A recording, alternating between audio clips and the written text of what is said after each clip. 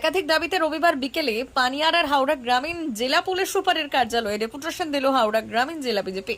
এই দিন বিকেলে বিজেপির নেতা কর্মীরা মিছিল করে জাতীয় সড়কের সার্ভিস রোড দিয়ে পুলিশ সুপারের অফিসের সামনে যাওয়ার চেষ্টা করলে পুলিশ তাদের বাধা দেয়।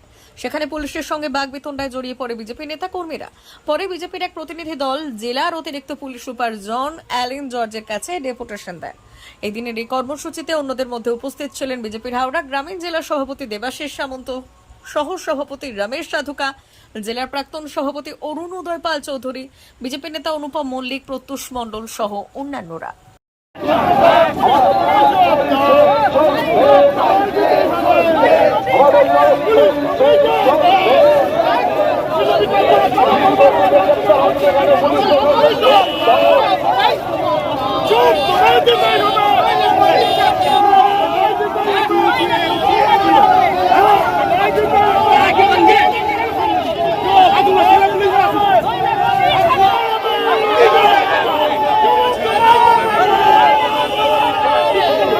আমাদের সঙ্গে কথা হলো যে আমরা যা যা দাবিগুলো জানিয়েছি একটা কপি ওনাকে দিয়েছি, উনি আমাদেরকে একটা কপি রিসিভ করে দিয়েছেন।